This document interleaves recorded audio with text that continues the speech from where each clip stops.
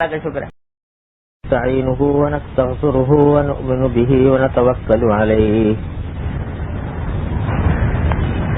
ونعوذ باللہ من شرور انفسنا ومن سیئات اعمالنا من يهده الله فلا مضل له ومن يضلله فلا هادي له وأشهد أن لا إله إلا الله وحده لا شريك له وأشهد أن سيدنا وسندنا ونبينا ومولانا محمدا عبده ورسوله صلى الله تعالى عليه وعلى آله وأصحابه وبارك وسلم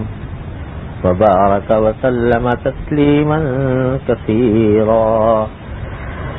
اما بعد، آج کے موضوع سے متعلق یہ سوچا تھا کہ آج کتاب کا سلسلہ موقوف کر کے، کیونکہ وقت آ رہا ہے قربانی کا، تو کچھ باتیں اس سے متعلق عرض کر دی جائیں. اگرچہ اس کے بنیادی احکام اور تعلیمات پہلے بھی عرض کی جا چکی ہیں، اکثر مسلمانوں کو معلوم بھی ہوتی ہیں، لیکن تذکیر بذات خود ایک مقصد ہے کہ ایک بات کو ہم سب یاد کر لیں، ذہن میں مستحضر کر لیں. یہ خود ایک مقصد ہے، چاہے پہلے سے سنی ہوئی ہو، پہلے سے معلوم ہو، لیکن اس کے مذاکرے سے، اس کے تذکرے سے یاد دہانی ہو جاتی ہے اور اللہ تبارک و تعالیٰ کے فضل و کرم سے ذرا دھیان ہو جاتا ہے. تو اس مقصد کے تحت کچھ باتیں قربانی سے متعلق آج عرض کرنے کا خیال ہے. اللہ تبارک و تعالیٰ اپنی رضا کے مطابق بیان کرنے کی توفیق عطا فرمائے اور اس پر عمل کی توفیق عطا فرمائے. یہ زمانہ جو آج کل چل رہا ہے، ذی الحجہ کا پہلا عشرہ، یہ کچھ عجیب ایک سلسلہ اللہ تبارک و تعالیٰ نے رکھا ہے، اس کا ایک حصہ ہے. یعنی عبادات کا ایک سلسلہ ہے جو شروع ہوا تھا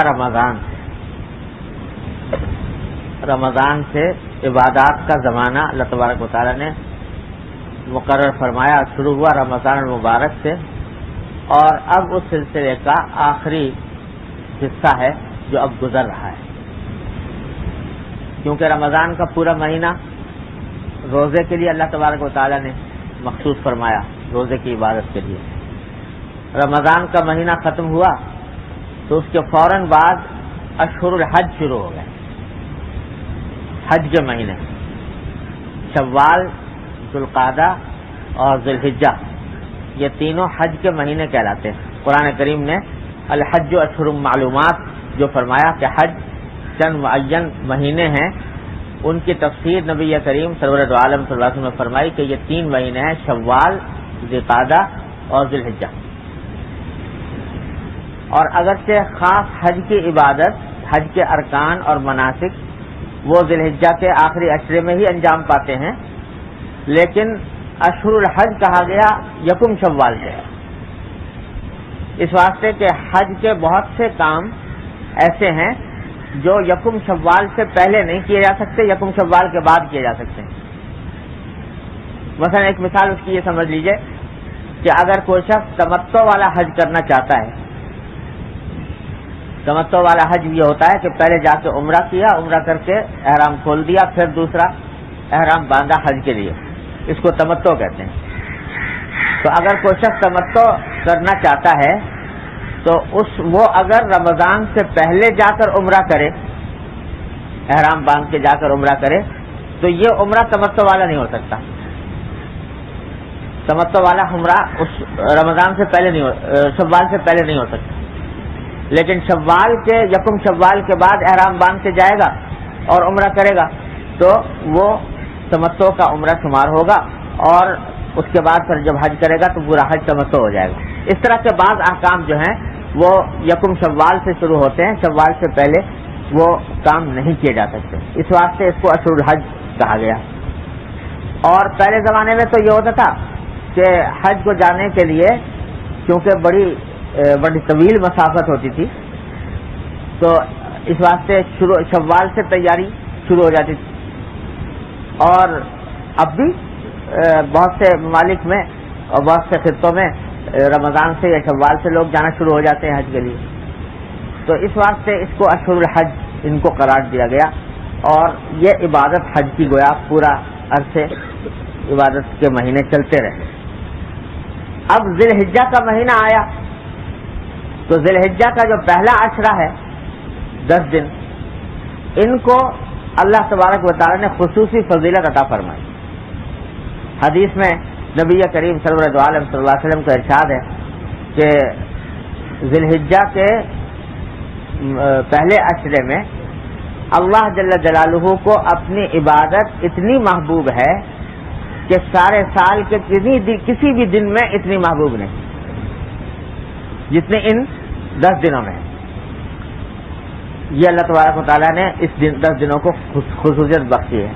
یہاں تک کہ سورہ والفجر میں جو قسم کھائی گئی ہے والفجر ولیال عشر، فجر کی قسم اور 10 راتوں کی قسم، تو اس میں مفسرین کا کہنا یہ ہے کہ 10 راتوں سے مراد یہ ذی الحجہ کی پہلی 10 راتیں.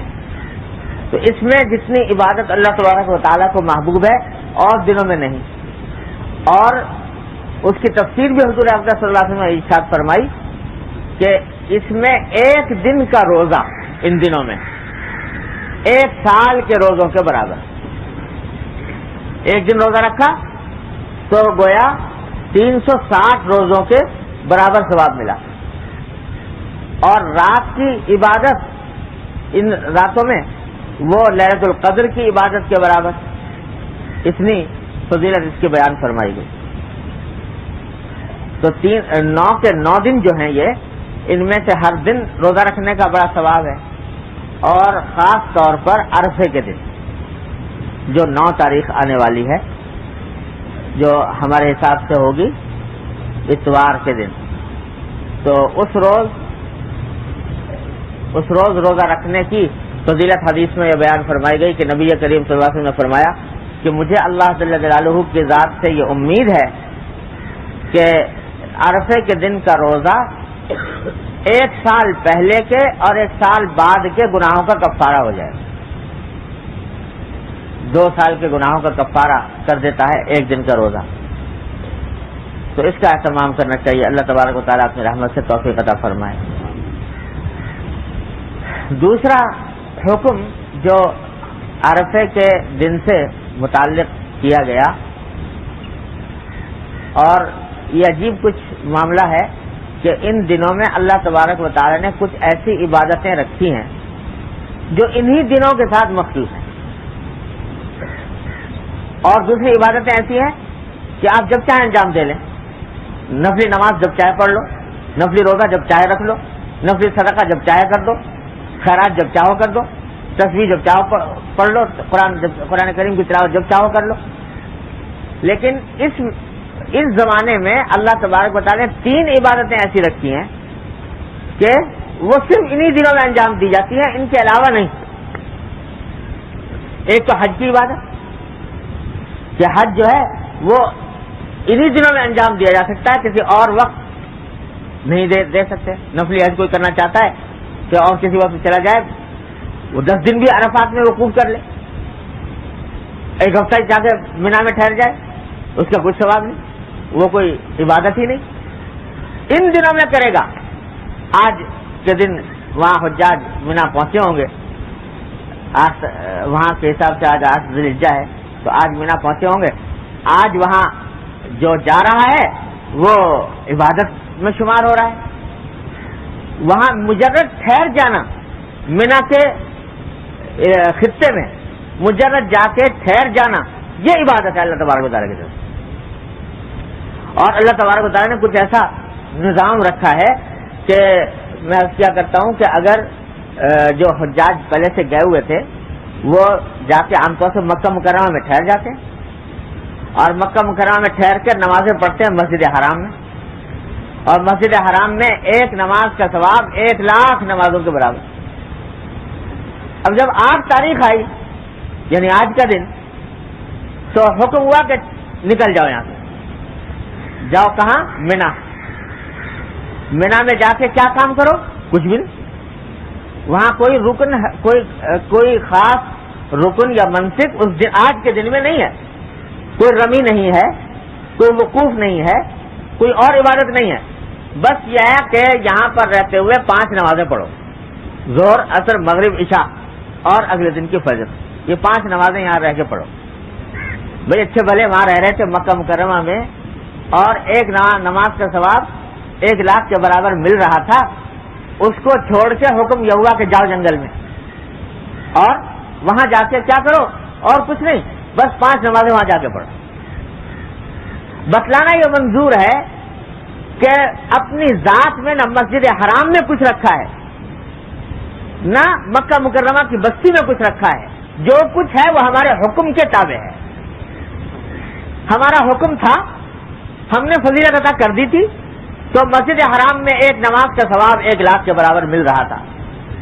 ہم نے کہا کہ نہیں جاؤ, تو اب تمہارے لیے وہی جا کر جو کچھ ثواب ملے گا وہاں ملے گا. کوئی شخص سوچے نہیں بھائی میں 8 تاریخ کو نہیں جاتا اور میں تو یہی رہتا ہوں تاکہ نمازیں 1 لاکھ نمازوں کا ثواب یہاں پر کماؤں. تو وہ 1 لاکھ نمازوں کا ثواب کیا ملتا؟ 1 نماز کا ثواب بھی نہیں ملے گا. اس واسطے کہ اب حکم یہ ہے کہ چھوڑو اور جا کر وہاں جا کر مقیم ہو جاؤ. تو وہاں جا رہے ہیں, وہ ثواب مل رہا ہے. اگلے دن جا کے حکم ہے کہ وہاں جا کے پڑھ جاؤ عرفات میں. عرفات کے میدان میں جہاں نہ کوئی سایہ, نہ کوئی بستی, نہ کوئی مسجد, نہ کوئی عبادت گاہ, کھلا میدان. اور عبادت کیا ہے کہ وقوف کرو, یعنی یہاں پر جو اس کا مصنون طریقہ ہے وہ یہ کہ کھڑے ہو جاؤ, کھڑے رہو, اور اگر کھڑے نہ ہو بیٹھو, سو, تب بھی مگر اس میدان میں رہو, اس میدان سے گزر جاؤ. یہاں تک فرما دیا, حکم یہاں تک دے دیا کہ جو شخص میدان عرفات میں سوتے ہوئے بھی گزر جائے گا ان اوقات میں, اس کا حج ہو گیا.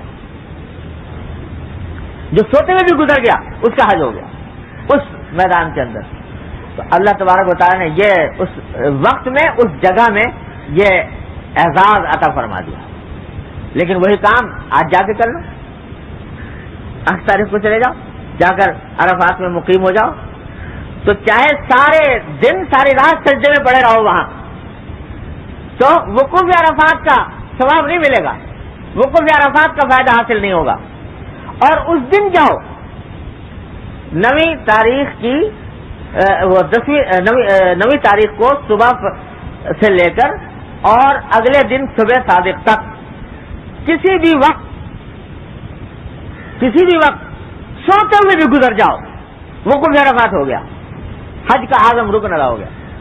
اور آج جاؤ, کل جاؤ, سارے سال کسی دن جاؤ, کچھ نہیں. تو یہ عبادت بھی ایسی مقرر فرما دی کہ اس جگہ کے ساتھ مخصوص, اس وقت کے ساتھ مخصوص. اور بتلانا در حقیقت یہ منظور ہے کہ کوئی عبادت اپنی ذات میں کچھ نہیں, ہمارا حکم ہے, ہماری رضا ہے. تو جب ہمارے حکم کے مطابق کام کرو گے تو ہمارے یہاں مقبول ہے, اللہ تبارک و تعالیٰ کے ہاں باعث اجر و ثواب ہے. اس کے خلاف کرو گے, الگ جاؤ گے تو کچھ بھی نہیں. تو حج کی عبادت ایسی سب سے پہلی. دوسری عبادت جو ہے وہ یوم عرفہ سے شروع ہوتی ہے, تکبیر تشریق. یہ تکبیر تشریق کی عبادت بھی سارے سال کہیں نہیں. عرفے کے فجر سے یعنی 9 ذی الحجہ کی فجر سے لے کر اور 13 تاریخ کی عصر تک یہ حکم ہے کہ ہر نماز کے بعد بلند آواز سے کہو, تکبیر کہو, اللہ اکبر لا الہ الا اللہ واللہ اکبر وللہ الحمد. ہماری کبریائی کا اعلان کرو اور بلند آواز سے کرو.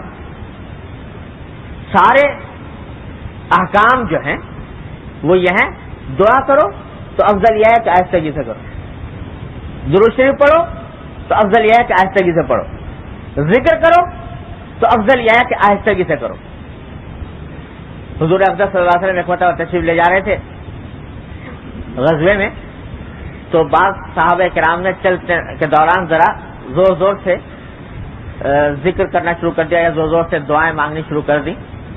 تو حضور اقدس صلی اللہ علیہ وسلم نے فرمایا کہ بھائی اتنے زور سے مت دعا مانگو، اس لیے کہ انکم لا تدعون اصم ولا غائبا، تم جس کو پکار رہے ہو وہ العیاذ باللہ وہ نہ بہرا ہے کہ تمہاری آواز نہ سنے، اور نہ تمہارے سے غائب ہے کہ جب تک زور سے نہ پکارو اس وقت تک وہ آواز نہیں سنے گا۔ اس واسطے آہستگی سے دعا مانگو، ادعوا ربکم تضرعا وخفیا، آہستگی سے مانگو۔ تمام امت کا اجماع ہے اس کے اوپر کہ دعا افضل یہ ہے کہ آہستگی سے ہو۔ اللہ تبارک و تعالیٰ سے مناجات ہو رہی ہے تو بس وہ ہو، بندہ ہو اور اس کا اللہ ہو، بس اسمعتم الناجی، جس سے مناجات ہو رہی ہے اس کو سناؤ، آہستگی سے کرو۔ درود شریف پڑھو تو آہستگی سے پڑھو، ذکر کرو تو آہستگی، ذکر کے اندر اصل افضل یہی ہے کہ آہستگی سے کیا جائے۔ جو صوفیاء کرام نے ذکر بالجہر کبھی کبھی تعلیم کیا ہے وہ علاجن ہے، ورنہ افضل یہی ہے کہ آہستگی سے ذکر کیا جائے۔ لیکن یہاں حکم یہ ہے تکبیر تشریق میں کہ بلند آواز سے کہو اللہ اکبر لا الہ الا اللہ واللہ اکبر وللہ الحمد۔ تو قانون کو توڑا جا رہا ہے، قاعدوں کو توڑا جا رہا ہے، یہ دکھانے کے لیے کہ نہ بلند آواز میں کچھ رکھا ہے نہ آہستہ آواز میں کچھ رکھا ہے۔ جب ہم کہیں کہ آہستہ کہو تو آہستہ کہو، جب ہم کہیں زور سے کہو زور سے کہو۔ تو تکبیر تشریق عام دنوں کے اندر سارے سال نماز کے بعد پڑھو، آج پڑھو، فرض کے بعد یہی کلمات ہیں، اللہ اکبر لا الہ الا اللہ واللہ اکبر وللہ الحمد۔ کوئی گناہ کے کلمات تو نہیں، اللہ کا ذکر ہے، بلند آواز سے کہو۔ بلند آواز سے کہو گے تو کوئی ثواب تکبیر تشریق کا نہیں ملے گا، کوئی تکبیر تشریق کا ثواب، اور بلکہ اگر یہ سمجھ کے کرو کہ بھائی ہم ہر نماز کے بعد ہمیں اچھا لگتا ہے بلند آواز سے ضرور کہا کریں گے، اپنی طرف سے تجویز کر کے نماز کے بعد کہنا شروع کر دیا، وہی بدعت ہو جائے گی، بدعت ہو گئی۔ اللہ تبارک و تعالیٰ بجائے اجر کے اور الٹا نقصان اور الٹا گناہ۔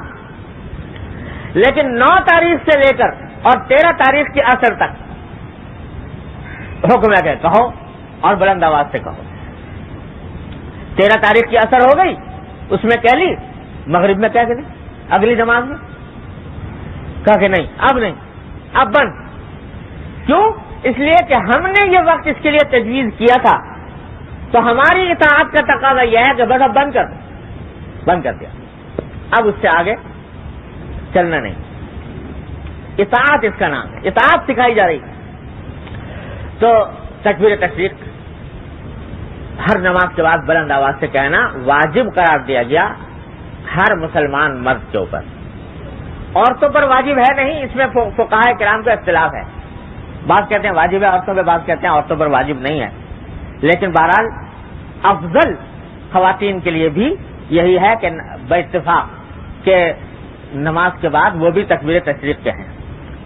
عام طور سے مردوں کو تو کچھ توفیق ہو جاتی ہے، اس لیے کہ مرد جماعت سے نماز پڑھتے ہیں مسجد میں آ کر، تو کوئی نہ کوئی کہہ دیتا ہے تو یاد آ جاتا ہے کہنا، اور خواتین کو مسئلہ معلوم ہی نہیں کہ بھائی تکبیر تشریق بھی کوئی چیز ہے، اس واسطے اکثر خواتین اس سے محروم رہتی ہیں۔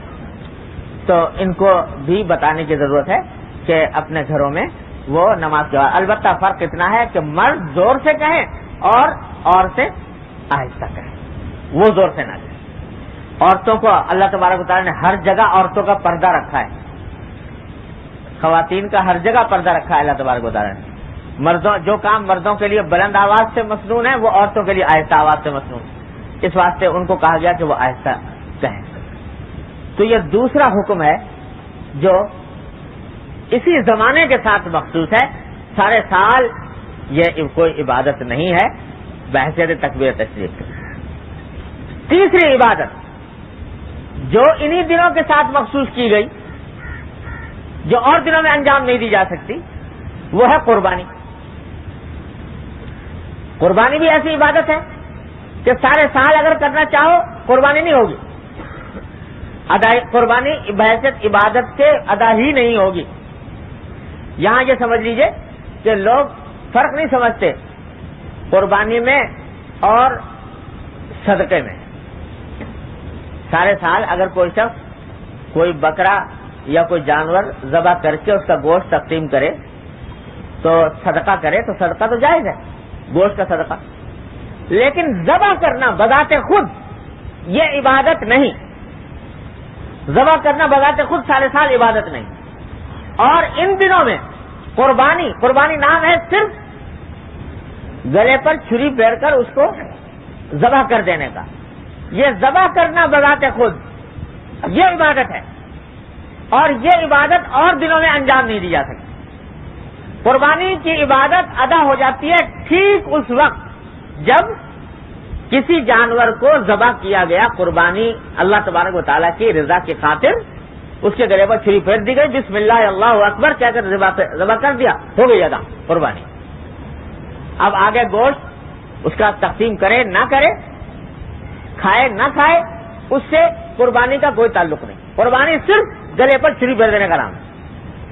اور یہ عبادت سوائے ان 3 دنوں کے 10، 11، 12 ذی الحجہ اور کسی وقت میں مشروع نہیں۔ اللہ تبارک و تعالیٰ نے اس کو بحیثیت عبادت کے مقرر نہیں فرمایا، اور ان دنوں میں کر دیا، اور ایسا کر دیا کہ حدیث میں فرمایا نبی کریم سرور دو عالم صلی اللہ علیہ وسلم نے کہ ان دنوں میں اللہ تبارک و تعالیٰ کو کوئی عمل اتنا محبوب نہیں جتنا خون بہانے کا عمل۔ جتنا زیادہ خون بہاؤ گے، جتنا زیادہ قربانی کرو گے، اتنا ہی اللہ تبارک و تعالیٰ کے ہاں محبوب ہوگا۔ یہ عبادت ان دنوں میں انجام دے مقرر فرما دی گئی۔ یہ جو اس زمانے کے اندر یہ سلسلہ رکھا ہے کہ 3 عبادتیں ایسی جو اور دنوں کے اندر انجام نہیں دی جا سکتی، انہی دنوں میں دی جا سکتی ہیں۔ ان کے ذریعے در حقیقت جذبہ ہمارے آپ کے اندر پیدا کیا جا رہا ہے اطاعت کا، کہ کسی چیز میں، کسی کام میں کوئی اچھائی نہیں جب تک کہ ہمارا حکم اس کے ساتھ متعلق نہ ہو جائے، ہماری رضا اس کے ساتھ متعلق نہ ہو جائے۔ جب حکم متعلق ہو جائے گا وہ عبادت ہو جائے گی، جب حکم اس سے ہٹ جائے گا عبادت نہیں رہے گی۔ اطاعت یہ سکھانا مقصود ہے اس سارے عبادتوں کے سلسلے سے، کہ بندہ فرما بردار بن جائے اللہ تبارک و تعالیٰ، اور فرما بردار بھی ایسا بن جائے کہ جب حکم آئے تو کوئی چون و چرا نہ کرے، یہ حکم کیوں دیا گیا، کیا اس کی مصلحت ہے، کیا اس کی حکمت ہے، کیا اس کے پیچھے فائدہ ہے، یہ تلاش نہ کرے، بلکہ بس جب حکم آ گیا تو کر ڈالے۔ وہ ہمارے حضرت حکیم محمد رضی اللہ تعالیٰ سرہ نے ایک واقعہ بیان فرمایا ہے محمود غزنوی کا۔ محمود غزنوی مشہور بادشاہ، اور اس کا ایک غلام تھا ایاز، بہت مشہور ہے محمود و ایاز کے قصے۔ تو لوگ جو ہیں وہ یہ اعتراض کیا کرتے تھے محمود غزنوی کے اوپر کہ آپ ایاز کو ہر معاملے میں مقدم رکھتے ہیں، اس سے محبت بھی زیادہ ہے، اس کا خیال بھی زیادہ کرتے ہیں، ہر وقت ان کے ساتھ تعلق زیادہ رکھتے ہیں ہمارے مقابلے میں۔ تو لوگوں کو یہ احساس رہتا تھا۔ تو ایک دن دربار جمع ہوا تھا محمود غزنوی کا،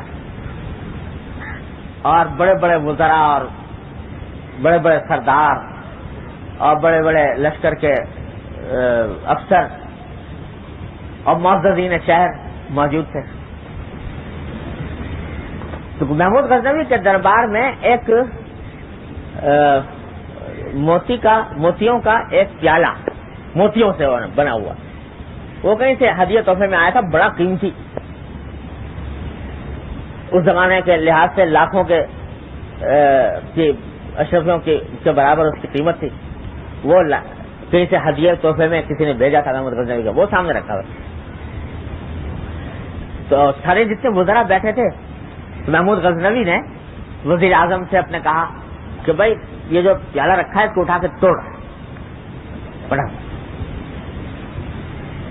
وزیر اعظم کھڑا ہو کے ہاتھ جوڑنے لگا کہ جناب یہ اتنا قیمتی ہے، موتیوں سے بنا ہوا، اور آپ کے پاس تحفے میں آیا ہے، اس کو کیوں توڑواتے ہیں، اس کو رہنے دیجیے۔ خیر محمود غزنوی نے کہا اچھا، دوسرے سے کسی سے کہا تو بھائی تم توڑ دو. وہ بھی کھڑا ہو کے کہنے لگا کہ میں یہ اتنا قیمتی ہے اور یہ ٹوٹ جائے گا تو یہ تو بہت نقصان ہو جائے گا.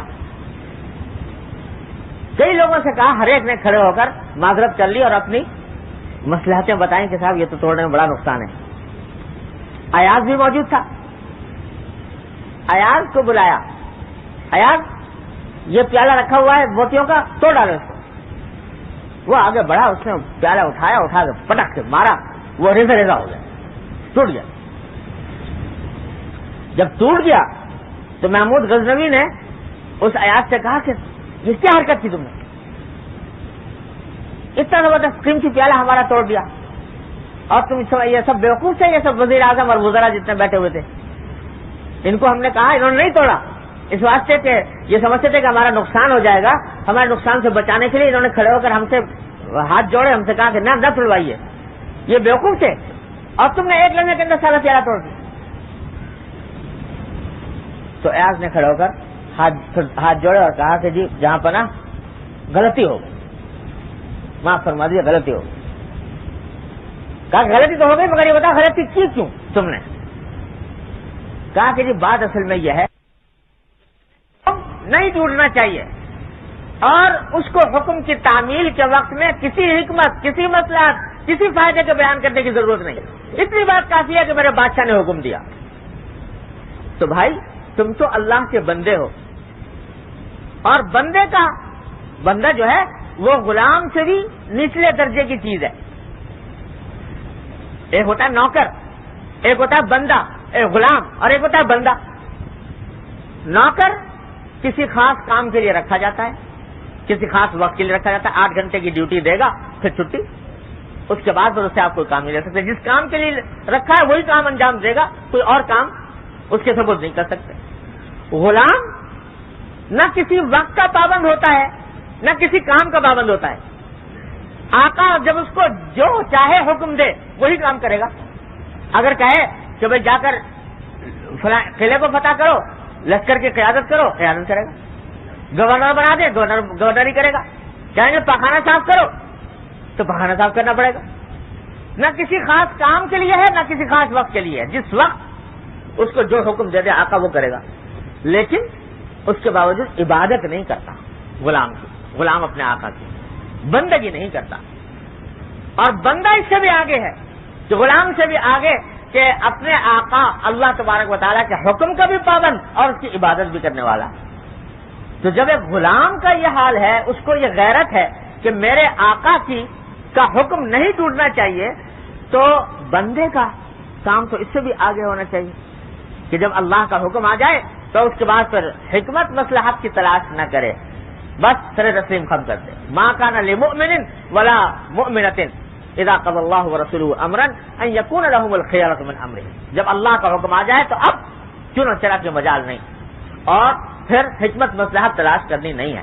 اب تو یہی ہے کہ حکم کی تعمیل کرنی. سارے حج میں یہی سکھایا جاتا ہے.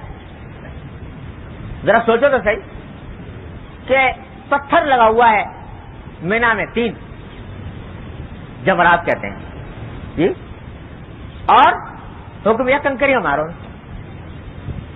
اس حکم کو کسی بھی عقل کی میزان میں تول کر دیکھ لو کہ کوئی عقل کی بات ہے کہ ایک پتھر سامنے لگا ہوا ہے, اب اس کو ساری مخلوق 22 لاکھ آدمی اسی کام پہ لگے ہوئے ہیں کہ اس کو کنکریاں مار رہے ہیں کھڑے ہوئے. کوئی عقل کی بات نظر آتی ہے؟ اور اس طرح مار رہے ہیں کہ اپنی جان پہ کھیل کر. حج کے اندر آج کل سب سے مشکل کام رمی کرنا ہو گیا جمرات, کہ دھکا مکا کھا رہے ہیں, خود زخمی ہو رہے ہیں, لیکن اس کو مار رہے ہیں. لوگ سمجھتے ہیں کہ ہم یہ شیطان کو مار رہے ہیں, حالانکہ وہ جمرات خود شیطان تو نہیں ہے, لوگ انہیں کو شیطان کہتے ہیں. اور شیطان اس درجہ کہتے ہیں کہ یہ بڑا شیطان, یہ چھوٹا شیطان, یہ درمیانہ شیطان, نام اس کا شیطان رکھ رکھا ہے. اور وہاں جا کے شیطان کے اوپر غصہ بھی خوب نکالتے ہیں. وہ کنکریاں کے بجائے بہت سے لوگوں کو دیکھا اٹھا کے جوتے ہی مارنا شروع کر اس کے. تو جوتے جو مار رہا ہے کوئی شخص, جوتے مار رہا ہے, تو اس سے رمی کا ثواب نہیں ہو رہا، حالانکہ جوتے مارنے میں زیادہ تذلیل ہے شیطان کی بنسبت کنکری مارنے میں، لیکن حکم چونکہ کنکری مارنے کا ہے، لہذا عبادت کنکری مارنے سے ہی ادا ہوگی اور اسی سے ثواب ملے گا۔ جوتے کیا لاٹھی مار لو اس کو تو وہ ثواب نہیں ملے گا جو کنکری مارنے میں ہے۔ لیکن یہ عمل جو ہو رہا ہے کہ پتھروں کے اوپر کنکریوں کی بارش ہو رہی ہے، جا کے دیکھو تو وہ منظر عجیب و غریب ہوتا ہے کہ ہر ایک مسلسل ایک تانتا بندھا ہوا ہے کنکریوں کا، ہاتھ مسلسل چل رہے ہیں اور کنکریاں لگ رہی ہیں۔ کسی عقل کی میزان میں تول کے دیکھ لو اس کو۔ کوئی آدمی جو مسلمان نہ ہو اور اللہ پر، اللہ کے رسول صلی اللہ علیہ وسلم پر ایمان علیہ باللہ نہ رکھتا ہو، وہ دیکھ رہے کیا پاگل لوگ ہیں کہ یہ اس کے اوپر کنکریاں مار رہے ہیں، کوئی عقل کی بات نظر نہیں آتی۔ لیکن یہی عمل اللہ تبارک و تعالیٰ کے محبوب، مقبول اور ایک دوسرے کو مبارکباد دینے، بھائی مبارک ہو، رمی اچھی طریقے سے کر لی، اللہ تعالیٰ کا شکر ہے، یہ اس کے اوپر مبارکباد دی جا رہی ہے کہ ہم نے چونکہ یہ عمل بتا دیا ہے کہ یہ کرو تو اب یہ عمل عبادت ہو گیا۔ آج جا کے یہ کام کر لیں، بھائی اس وقت بڑا ہجوم تھا، چلو اب چھیڑے اور ویرانے میں جا کے تنہائی سے جا کر چپکے سے کرائیں، اس شیطان کو مارائیں، تو اب کچھ بھی نہیں، نہ کوئی عبادت نہ کوئی ثواب اس میں۔ ہر چیز میں، ایک ایک چیز میں اللہ تبارک و تعالیٰ یہ دکھا رہے ہیں کہ عقل کی، کہ عقل جو انسان نے اپنی عقل سے جو گھروندے بنائے ہوئے ہیں ان کو اللہ تبارک و تعالیٰ توڑ رہے ہیں حج کے ایک ایک عمل میں۔ صحیح ہو رہی ہے صفا مروہ کے درمیان، صفا بھی ایک پہاڑی، مروہ بھی ایک پہاڑی، دوڑ رہے ہیں۔ بھائی کیوں دوڑ رہے ہو؟ حضرت ہاجرہ جو دوڑی تھی وہ تو کسی مقصد سے دوڑی تھی، پانی کی تلاش تھی، پانی نہیں مل رہا تھا، یہاں سے وہاں دوڑی، وہاں سے یہاں آئی، دوڑتی جا رہی ہیں، کسی مقصد سے دوڑی تھی۔ تم کیوں دوڑ رہے ہو؟ تو کوئی مقصد بظاہر نظر نہیں آتا، لیکن اللہ تبارک و تعالیٰ نے کہہ دیا دوڑو، بے مقصد ہی دوڑو، تو اب وہ بذات خود مقصد بن گیا، ایسا مقصد بن گیا کہ اس کے ایک ایک قدم کے اوپر اللہ تبارک و تعالیٰ گناہ معاف فرما رہے ہیں، درجات بلند فرما رہے ہیں۔ کعبہ شریف کے گرد چکر کاٹ رہے ہیں، چکر کاٹے جا رہے ہیں گھر کے گرد۔ بھائی کیوں کاٹ رہے ہو؟ دعا کرنی ہے تو بیٹھ کے کر لو آرام سے، لیکن کعبے کے گرد چکر دیوانہ وار لگائے جا رہے ہیں۔ کوئی دیکھنے والا دیکھے تو کوئی دیکھنے میں کوئی عقل کی بات نظر نہیں آتی۔ سلے ہوئے کپڑے اتار دیے اور اس کی جگہ چادریں پہن لی، سلے ہوئے کپڑے کو جگہ چادریں پہن لی، بال نہیں کاٹ رہے، خوشبو نہیں لگا رہے، چہرہ نہیں ڈھک رہے، یہ ساری پابندی اپنے اوپر عائد کر رکھی ہے۔ کوئی عقل کی بات، عقل کی نظر نہیں آتی ظاہر میں، لیکن کیونکہ ہم نے کہہ دیا کہ ایسا کرو تو اس دیوانہ کے دیوانہ نہ شد، اس فردانہ کے فردانہ نہ شد۔ مولانا رومی رحمۃ اللہ علیہ فرماتے ہیں کہ آج یہ دیوانگی ہمیں محبوب ہے، یہی ہمارا مطلوب ہے، یہی مقصود ہے۔ تو یہ سب کچھ ساری عبادتوں سے یہ سکھایا جا رہا ہے ہمیں۔ آپ سارا حج ابراہیم علیہ السلام کے گرد گھوم رہا ہے، صحیح ان کی یادگار اور رمی ان کی یادگار، یہ سارے مناسک ان کی یاد کے اندر کیے جا رہے ہیں، قربانی ان کی یادگار کہ انہوں نے بندگی کی معراج کر کے دکھائی اپنے عمل سے، تو سارے بندوں کے ذمہ لازم کر دیا، یہ ہے قربانی کی حقیقت۔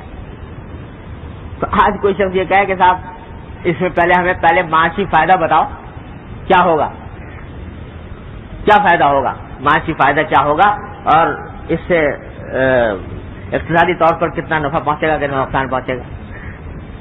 ارے بھائی وہاں تو جان کی پرواہ نہیں ہو رہی، اللہ تعالیٰ کے حکم کے آگے بیٹے کی جان کی پرواہ نہیں ہو رہی، اور تم کہتے ہو کہ پہلے پیسے کا فائدہ دکھاؤ تو ہم قربانی کریں ورنہ نہ کریں۔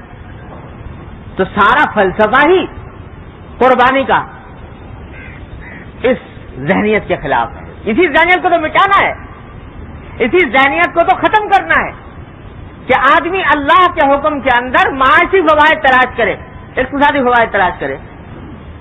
وہ تو حکم ہے اللہ کا، اس کو بجا لانا ہے، چاہے کوئی فائدہ نظر آ رہا ہو یا نہ نظر آ رہا ہو۔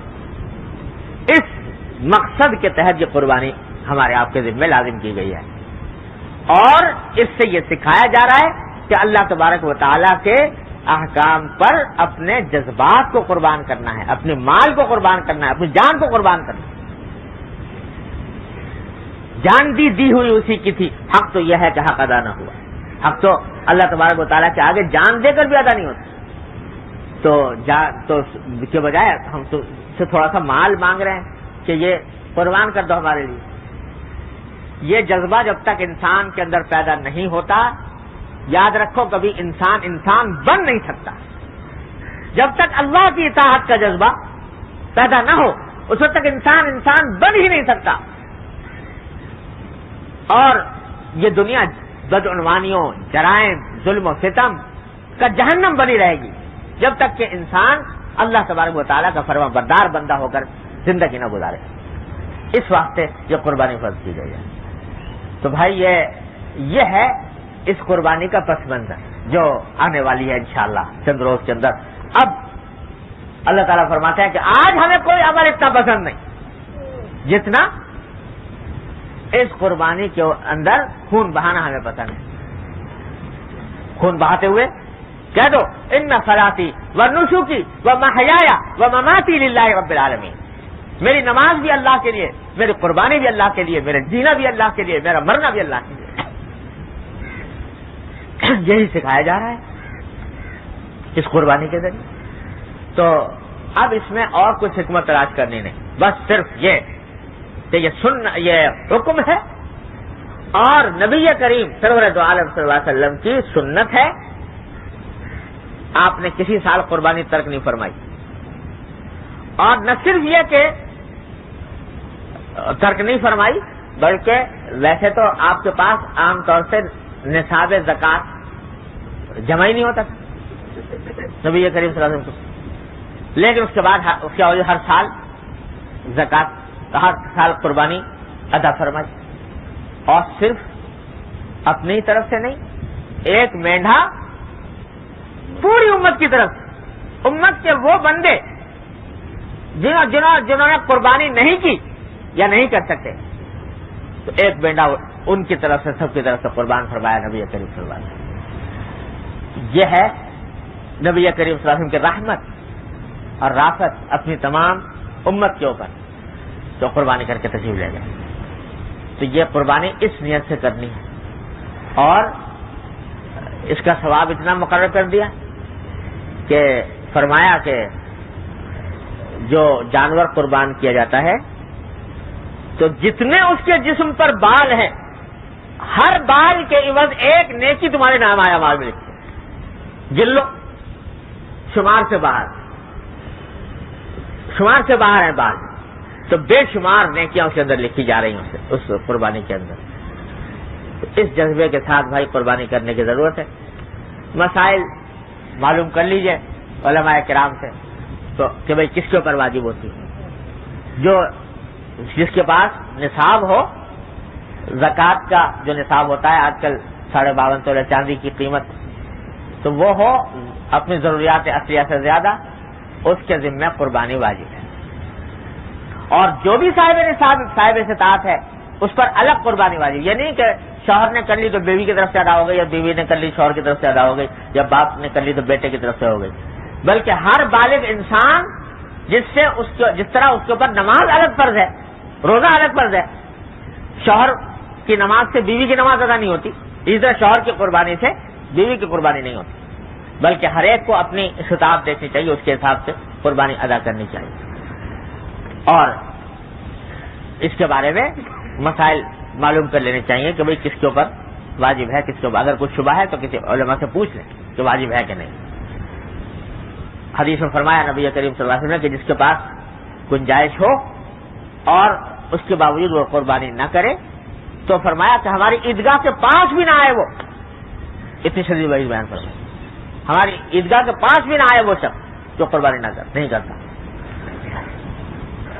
اور آج کل ایک غلط فہمی لوگوں میں پھیل گئی ہے، پتہ نہیں کیسے پھیل گئی، لیکن کثرت سے لوگ پوچھتے رہتے ہیں، جس سے پتہ چلتا ہے کہ پھیلی ہوئی بہت ہے۔ بعض لوگ یہ کہتے ہیں کہ صاحب ہم نے اپنی طرف سے تو نہیں کی قربانی، لیکن حضور اقدس صلی اللہ علیہ وسلم کی طرف سے کر لی، یا اپنے کسی مرحوم ماں باپ کی طرف سے کر لی. تو اس کا مطلب یہ ہوا کہ واجب تو ادا کیا نہیں اور نفل کر لیا.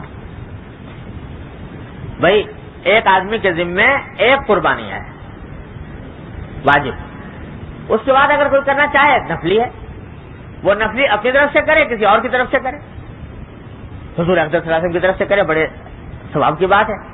لیکن اپنی واجب تو کرے نہیں اور کسی اور کی طرف سے کر لے تو ایسا ہے جیسے فرض تو پڑھا نہیں اور نفلیں پڑھے جا رہا ہے.